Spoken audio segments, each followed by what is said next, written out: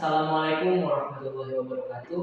Perkenalkan, nama saya Ahmad Danuri. Saya mahasiswa Pendidikan Bahasa Indonesia dari Universitas Muhammadiyah AF Fakhruddin.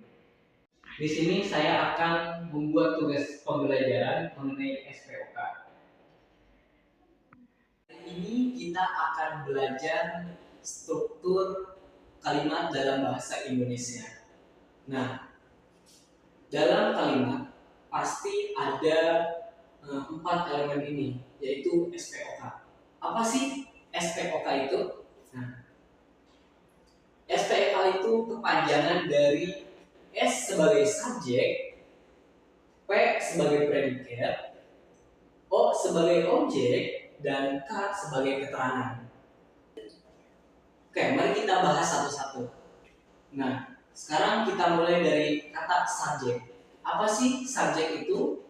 Nah, subjek adalah orang atau aktor yang melakukan sebuah tindakan atau kegiatan dalam suatu kalimat, entah itu bisa manusia, hewan, ataupun tumbuhan. Seperti apa sih, Kak? Contohnya dong. Nah, di sini saya akan memberikan contohnya. Yang pertama, ada nama orang ya, misalkan Ahmad.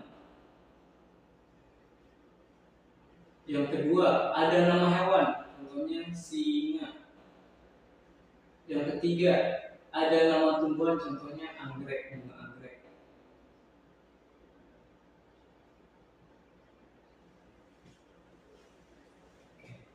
Selanjutnya kita ke kata predikat. Apa sih predikat itu? Predikat itu adalah kata kerja atau unsur kalimat yang dilakukan oleh subjek. Ya. Contohnya di sini ada kalimat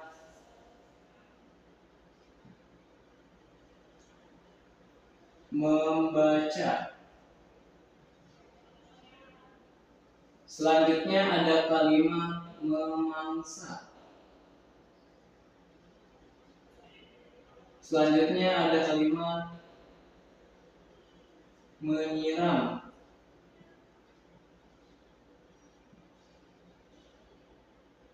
Nah, ini adalah contoh dari kalimat predikat. Oke. Nah, setelah kita membahas subjek dan predikat, yuk kita bergeser ke selanjutnya, yaitu kata objek. Nah, apa sih objek itu? Objek adalah unsur kalimat yang digambarkan sebagai tindakan atau aktivitas oleh subjek dan bisa disebut juga sebagai kata benda. Contohnya di sini ada koran, terus ada musuhnya, terus ada air. Nah, ini adalah contoh dari kata objek, ya, bisa nama benda, nama atau aktor ya, atau air. Nah, untuk selanjutnya kita akan membahas keterangan. Apa sih keterangan itu? Keterangan menjelaskan bagaimana, di mana, dan kapan peristiwa itu terjadi dalam suatu kalimat. Oke. Nah, contohnya kayak gimana sih, Kak? Oke, di sini saya akan kasih contoh ya. Yang pertama ada contohnya keterangan tempat, yaitu di teras. Di teras rumah. Selanjutnya di hutan. Sebentar ya. Di hutan. Ini keterangan tempat. Dan selanjutnya di pagi hari. Ini adalah keterangan waktu. Nah, ini adalah contoh dari keterangan. Oke, langsung saja kita ke contoh soalnya. Ya. Di sini saya memiliki 2 contoh soal. Nah, kita akan membahas atau mencari tahu mana subjeknya, mana predikatnya, mana objeknya, dan mana keterangannya. Nah, di sini di nomor 1 kita akan mencari subjek terlebih dahulu. Di manakah subjeknya? Nah, kata subjek berada di ibu. Kenapa bisa jadi ibu? Karena ibu adalah seseorang ya, atau orang atau aktor yang melakukan atau ya yang melakukan tindakan. Selanjutnya, di manakah predikatnya? Nah, predikatnya berada di kata membuat.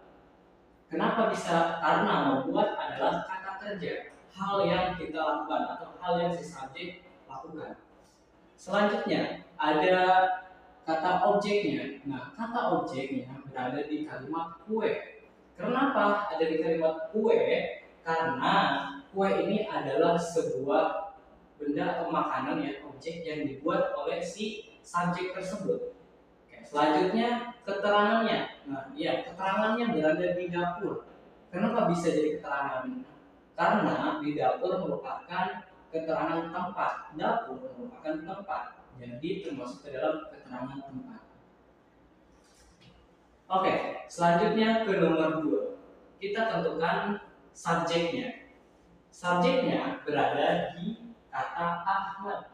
Ya, kenapa Ahmad? Karena Ahmad sudah dijelaskan ya di contoh soal yang pertama. Ahmad adalah sebagai subjek. Ahmad adalah nama orang atau orang yang melakukan. Selanjutnya ada kata memasak. Kata memasak ini termasuk ke dalam predikat. Kenapa? Karena kata memasak ini adalah kata kerja, hal yang dilakukan yaitu kita sedang memasak. Selanjutnya ada nasi goreng. Nah, nasi goreng ini adalah sebagai objek. Kenapa bisa dibilang sebagai objek? Karena nasi goreng ini adalah objek yang dibuat atau sesuatu yang dibuat oleh si predikat, si subjek ini. Selanjutnya di pagi hari. Nah, di pagi hari adalah keterangan waktu, ya, keterangan waktu. Kalau ini keterangan tempat, karena dapur adalah tempat. Di pagi hari adalah keterangan waktu. Kenapa? Karena ini menunjukkan waktu di pagi hari, bukan tempat. Gitu. Nah, mungkin hanya ini ya penjelasan mengenai tentang SPOK. Semoga bermanfaat bagi kita semua yang terutama bagi penonton. Nah, untuk itu kurang lebihnya mohon maaf. Wassalamualaikum warahmatullahi wabarakatuh.